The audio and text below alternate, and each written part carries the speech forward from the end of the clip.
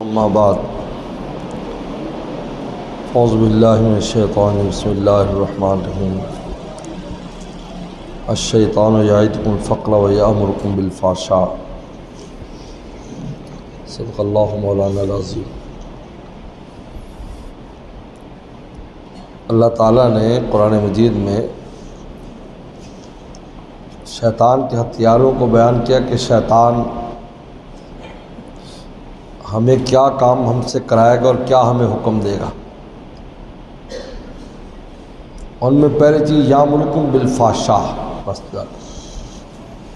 فحشاء کا حکم دے گا، بے حیائی کا کام۔ ہر گناہ بے حیائی کا کام ہوتا ہے، کوئی بھی گناہ ہوتا ہے وہ بے حیائی کا کام ہے، تمام گناہ شامل ہیں اس میں۔ کسی بھی درجے کا کوئی گناہ ہے وہ بے حیائی کا کام ہے۔ یامرکم بالفحشاء، کیونکہ حیا جو ہے اس کی حیا لغت میں کسے کہتے ہیں؟ حیا لغت میں کہتے ہیں درخت کی چھال کو، جو چھال ہوتی ہے، اس چھال سے ہی سارا مال پانی اوپر جاتا ہے، جس سے پتے پھول پھل یہ لگتے ہیں۔ اگر آپ چھال اتار دیں اور ویسے درخت کتنا بڑا کیوں نہ ہو سوکھ جائے گا۔ یہ حیا اس کو کہتے ہیں لغت میں۔ تو جب تک انسان میں حیا قائم ہوتی ہے نا تو اس کا ایمان قائم ہے، ایمان کا پھل آئے گا، ایمان کا درخت لگے گا۔ نہ بھئی یہ کر لے بابا، میں سن گا، درخت لگے گا، اس کے اوپر پھل لگیں گے، پتے آئیں گے، پھول آئیں گے، یعنی ایمان پر، اور ایمان کا پھل آئے گا جو کہ میٹھا پھل ہے، حلاوت الایمان جسے کہتے ہیں۔ تو شیطان جانتا ہے کہ اس انسان کا جو ایمان ہے اس کی جلا اور ترقی حیا پر ہے۔ یامرکم بالفحشاء، فحشاء کو حکم دیتا ہے، یہ دیکھو، تاکہ حیا اتار دے، چھال اتار دے۔ جب چھال اتر جائے گی تو خالی درخت وہ ڈنڈا سا رہ جائے گا، اس پر پتے نہیں ہوں گے، پھل نہیں آئے گا، پھول نہیں آئے گا۔ یہ یامرکم بالفحشاء، یہ شیطان نے کیسا کام کیا، بے حیائی۔ اس لیے آپ نے فرمایا پیغمبر السلام نے من کلام النبوہ، نبیوں کا کلام ہے، اذا فاتک الحیا فافعل ما شئت، اب حیا ختم ہو جائے تو جو چاہے کام کرو، ہر کام کا دروازہ کھلا ہے۔ تو شیطان کا پہلا ہتھیار ہے یامرکم بالفحشاء، بے حیائی کے کام کرانا، قولاً ہو عملاً ہو، کسی دیکھنے میں ہو سننے میں، جس درجے میں بھی، پہلے بے حیائی کا کام کراتا ہے۔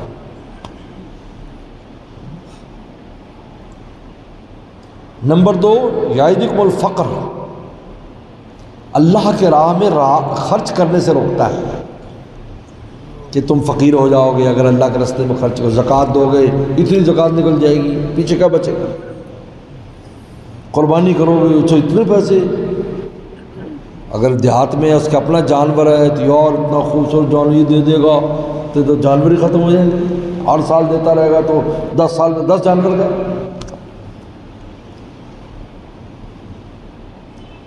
فقر کیوں؟ اس لیے کہ جو صدقہ ہے اور راہ مولا میں خرچ کرنا ہے، یہ ایک تو مال کو بڑھاتا ہے اور بلاؤں کو روکتا ہے۔ اس کو پتہ ہے، وہ نہیں چاہتا کہ ہمارا مال بڑھے، کیونکہ جب انسان سود لیتا ہے، کچھ لیتا ہے، تو اس کے نتیجے میں وہ فقیر ہو جاتا ہے، قلاش ہو جاتا ہے، اس کا مال اسباب ہر چیز بک جاتی ہے سود کے نتیجے میں، تو پھر اللہ کی ذات سے بدگمان ہو جاتا ہے، کیونکہ قاد الفقر ان یکون کفرا، رسول نے فرمایا کہ فقر انسان کو کافر بنا دیتا ہے۔ تو جب راہ مولا میں خرچ نہیں کرے گا تو فقر آئے گا نا، کیونکہ اس کو پتہ ہے، کیونکہ اللہ تعالیٰ یربی صدقات، اللہ تعالیٰ صدقات کو بڑھاتے ہیں۔ دیکھنے میں کمی آ رہی لیکن سبحان اللہ، میری اور آپ کی نگاہیں، میرا آپ کا حساب، میرا آپ کا کمپیوٹر کہتا ہے کہ اتنا کم ہو جائے گا، لیکن اللہ فرماتے ہیں کہ بڑھے گا۔ تو آئندہ سال جب اپنی تجارت دیکھتا ہے تو کہیں زیادہ اضافہ ہوا ہوتا ہے. کہتا ہے یار یہ کیسے ہو گیا بھائی. یہ یربی صدقہ. تو شیطان کو پتہ ہے کہ ایک تو اس کا مال بڑھے گا، تو جب مومن کا مال بڑھے گا تو راہ مولا میں بھی خرچ کرے گا، زیادہ خرچ کرے گا اور راحت کی زندگی بسر کرے گا، اور ہمیں راحت میں دیکھ نہیں سکتا، اس کو تو تکلیف ہے.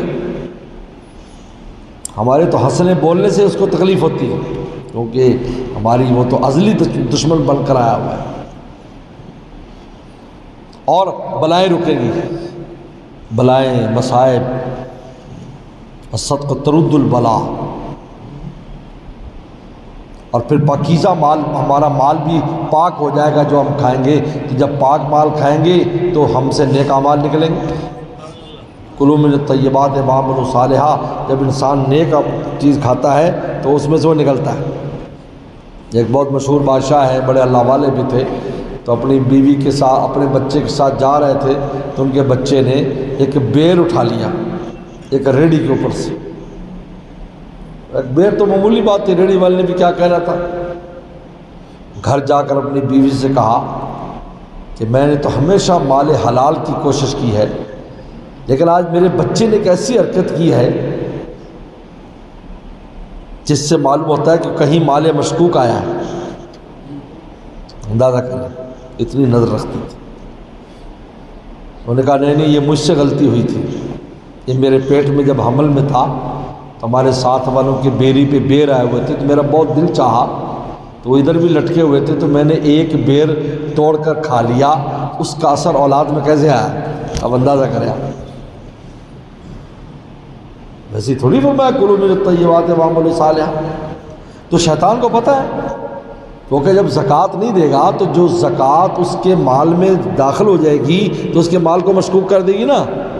ایک آدمی کے پاس 1 لاکھ روپے ہے تو 2500 زکوٰۃ وہ نہیں دیتا، تو جب وہ 1 لاکھ کو استعمال کرے گا تو 2500 تو اس کے نہیں ہے نا، یہ دوسرے کا مال ہے جو خرچ کر رہا ہے. مشکوک مال ہو گیا، اپنا مال گھر بیٹھے مشکوک ہو گیا. فطرانہ نہیں دیا تو فطرانے کی رقم جو ہے اپنے پاس ہے وہ کھائے گا تو مشکوک مال دوسرے کھایا، غریب کا حق تھا خود کھا گیا. عشر نہیں دیا تو عشر کی جو گندم میں 5 من 10 من یا دھان ہے وہ نہیں کھائے، وہ اپنے خود کھا رہا ہے تو مشکوک مال کھا رہا ہے. دیکھو قربانی فرض تھی، قربانی نہیں کی تو قربانی کا جو مال ہے وہ اپنے مال میں شامل ہے تو مشکوک ہو گیا. دیکھو آپ کا تھا ہی نہیں، ہے غریب کا. جب ایک چیز ہے غریب کی، اللہ نے کہا اس میں سے اتنا غریب کا ہے، اب آپ کا ہے ہی نہیں. اب اگر اپنا کہیں جی نہیں تو میرا، میں نے کمایا ہے، تو بھائی یہ تو دعویٰ قارون نے بھی کیا تھا. اور تیسرا کام شیطان کیا کرتا ہے؟ ناشکری کراتا ہے. ناشکری شیطان نے اللہ تعالیٰ سے خود کہہ دے لن تجد اکثرهم شاکرین. اللہ اکثر لوگوں کو تم آپ ناشکرا پائیں گے. اور جب ناشکری کرتے ہیں تو اللہ فرماتے ہیں وَلَئِن شَكَرْتُمْ لَزِيدَنَّكُمْ وَلَئِن كَفَرْتُمْ إِنَّ عَذَابِي لَشَدِيدٌ. کہ اگر تم شکر ادا کرو گے تو ہم تمہارے مال کو بڑھائیں گے، اور اگر ناشکری کرو گے تمہاری نعمتوں کو بڑھائیں گے، اگر ناشکری کرو گے تو میرا عذاب بڑا سخت ہے. وہ تو چاہتا ہے ہمیں عذاب ہو، ناشکری کرے گا اللہ کا عذاب آئے گا. اللہ کا عذاب کیا آتا ہے؟ نعمت چھن جاتی ہے، نعمت واپس لے لیتے، لے لو اس سے واپس. اس لیے اس نے کہا تھا کہ میں اس کو ناشکرا کر دوں.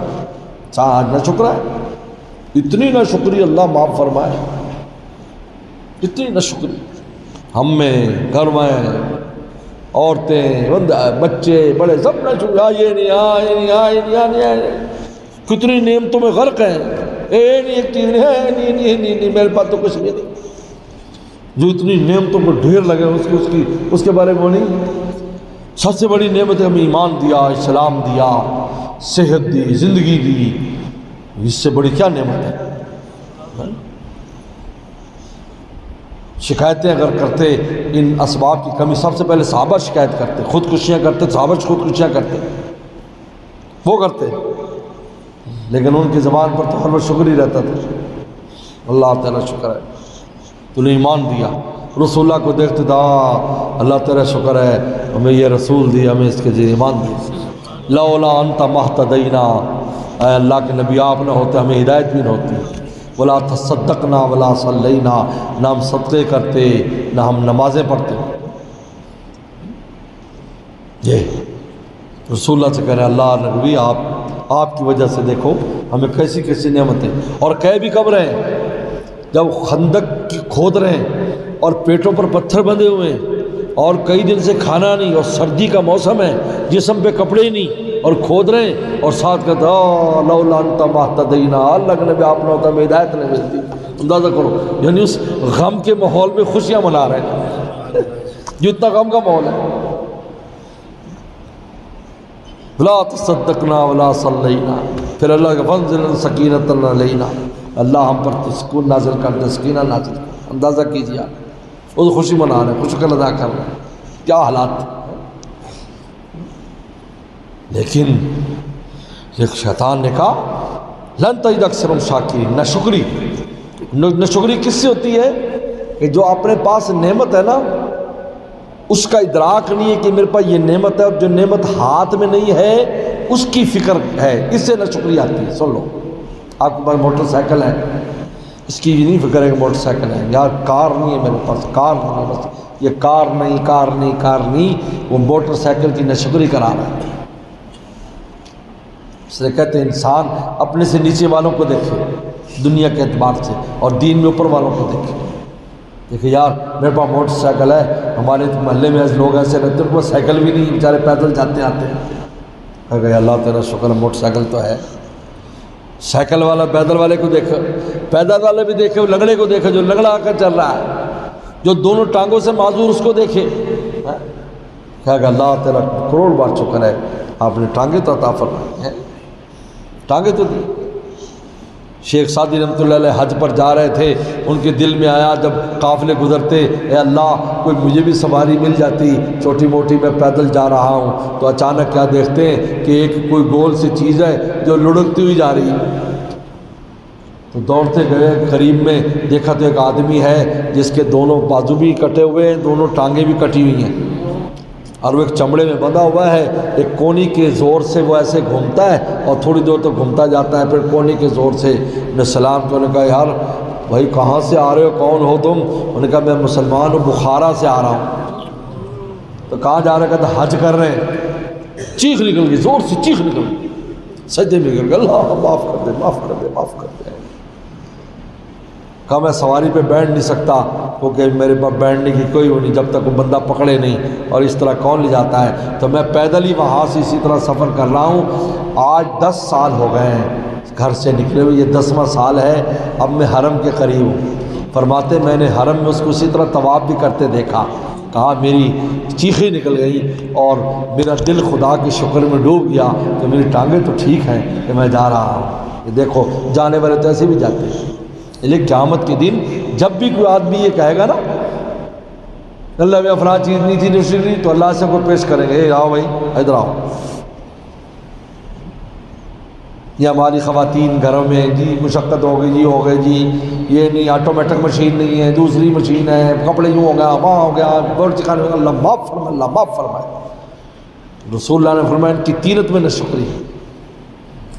فاطمہ زہرا رضی اللہ عنہ کو پیش کیا جائے گا، آؤ، جن کے کندھوں پر پانی اٹھانے سے کالے نشان پڑ گئے تھے۔ فاطمہ زہرا ماں سردار جنت کے اوپر کالے پڑ گئے تھے کندھے، اور ہاتھوں کے اوپر چھالے پڑ گئے تھے چکی پیسنے کی وجہ سے۔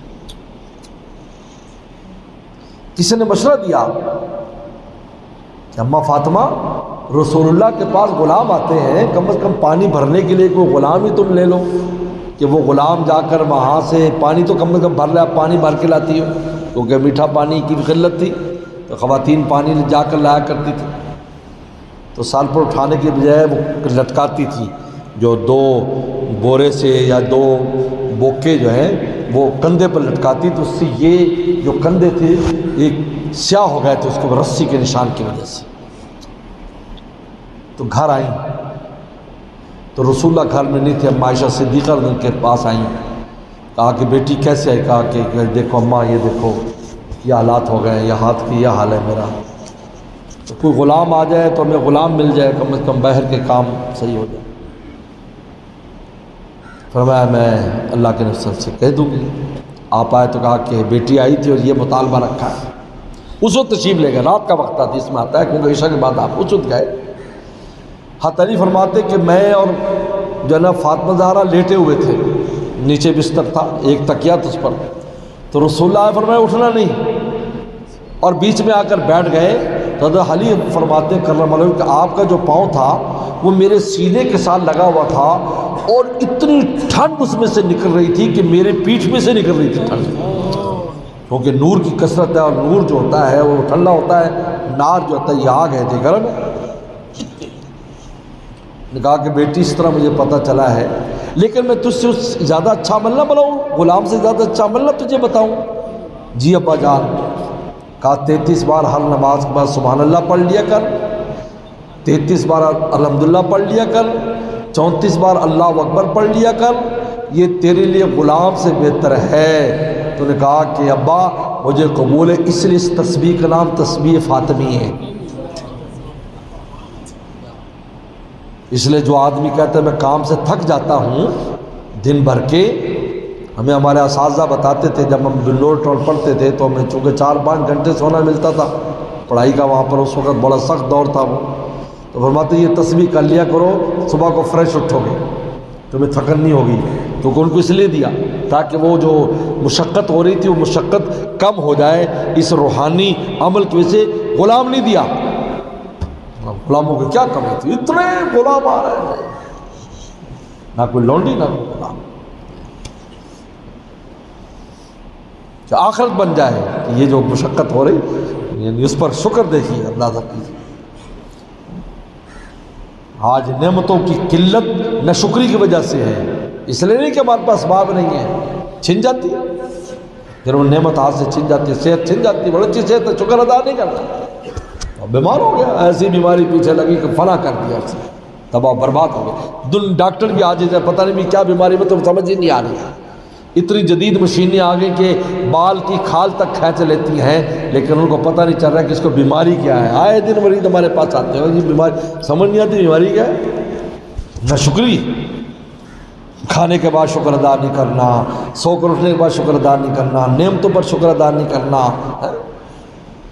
اس لیے شیطان کا تیسرا سب سے بڑا جو وار ہے وہ ناشکری کا ہے، کہ ناشکری پیدا کرو تاکہ نعمتوں سے محروم ہو جائے۔ خدا ان کی روٹی بند کر دے، وہ تو چاہتا ہے بند روٹی بند ہو، جب روٹی بند ہوگی تو کیا حال ہوگا؟